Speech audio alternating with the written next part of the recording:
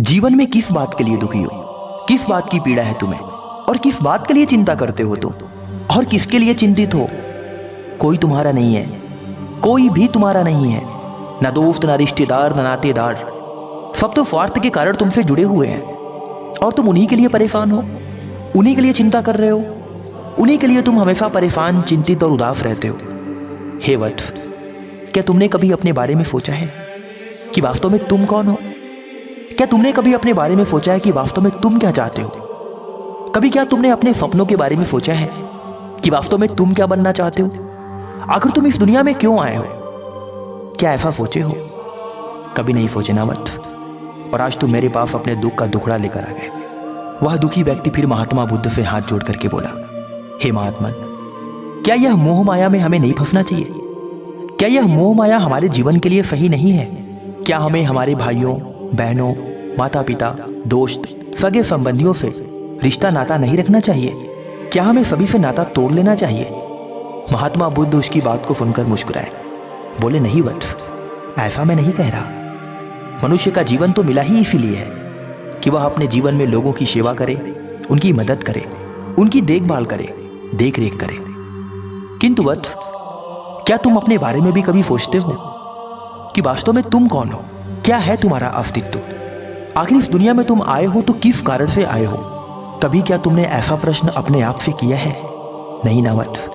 देखो वत्स, तुम चिंतित हो, परेशान हो, दुखी हो, उदास हो, सही है, किंतु यह दुख, उदासी क्या तुम्हारे लिए भी है या सिर्फ दूसरों के लिए है? एक बार क्या तुमने खुद के अंदर भी झांक कर देखा है कि तुम चाहते क्या हो?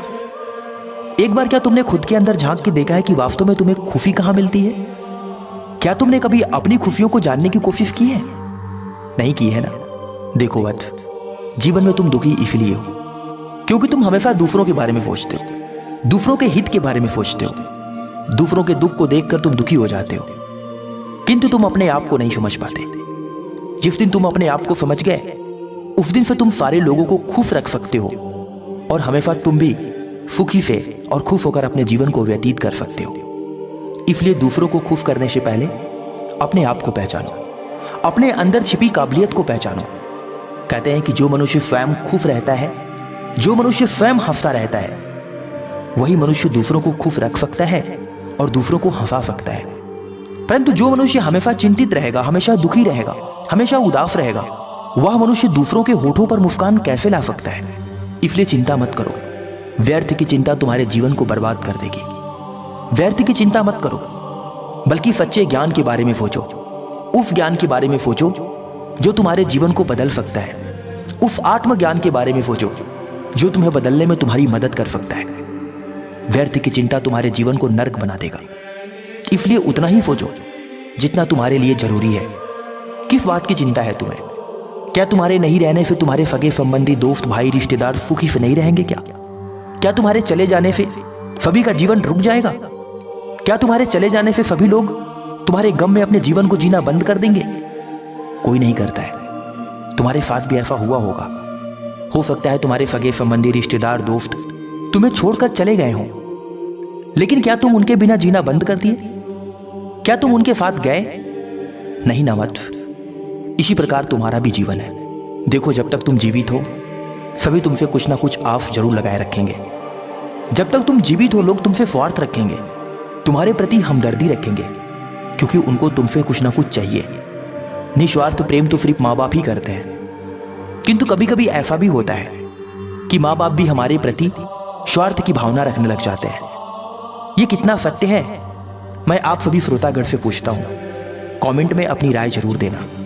प्रिय शिष्य, यह जीवन तुम्हें चिंतित होने के लिए नहीं, बल्कि चिंतन करने के लिए मिला है।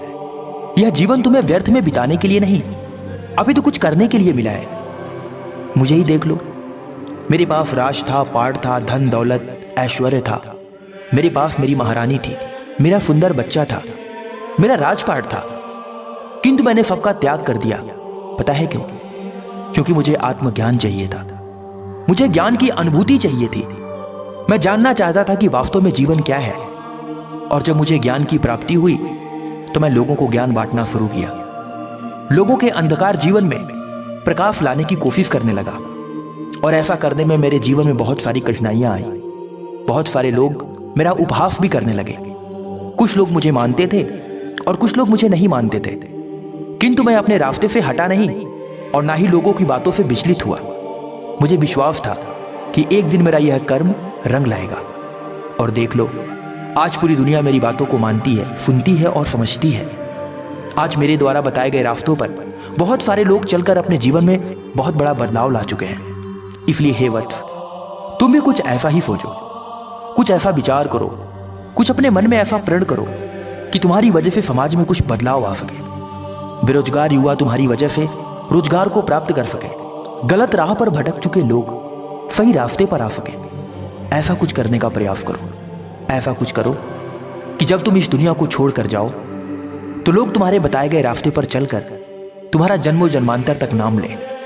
मेरे जैसे ऐसे बहुत से लोग इस दुनिया में आए और अच्छा करके इस दुनिया को छोड़कर चले गए। आज उनकी आत्मा और उनका शरीर भले ही इस दुनिया में नहीं है, किंतु उनका नाम अमर है। आज हमें भी लोग भगवान बुद्ध के नाम से जानते हैं और तुम्हें भी किसी ना किसी नाम से अवश्य जानेंगे। इसलिए अपने नाम के पीछे काम करो, कर्मठ बनो, ईमानदार बनो और समाज सेवी बनो। जीवन में कुछ ऐसा करो जिससे दुनिया में कुछ बदलाव आ सके। तुम्हारे देश का ही नहीं, अभी तो पूरे विश्व में बदलाव आ सके। अपने परिवार, अपने समाज और अपने घर परिवार को बदलने का कुछ प्रण उठाओ, कुछ कर्म करो। ऐसा कर्म करो जिससे तुम्हारे माँ बाप का नाम रोशन हो सके। देखो बात, शुरू में बहुत सारी कठिनाइयों का सामना करना पड़ता है, बहुत सारी समस्याओं को झेलना पड़ता है। शुरू में कोई आपके साथ नहीं होगा। कहते हैं कि जो मनुष्य अच्छा कर्म करता है उसके साथ शुरू में कोई नहीं होता, किंतु अंत में सभी लोग उसकी जय जयकार करते हैं। देखो बात, जिसका अंत भला उसी का पूरा भला। इसलिए शुरू के चक्कर में मत पड़ो, अंत तुम्हारा अच्छा होगा। इस विचार को सोचकर कुछ अच्छा कर्म करो, तुम्हारा जीवन सफल हो जाएगा। चिंतित मत हो वत्स, दुखी मत हो। दुखी होने का समय तुम्हारे पास नहीं है। स्वयं को पहचानो, स्वयं के अंदर छिपी शक्तियों को पहचानो।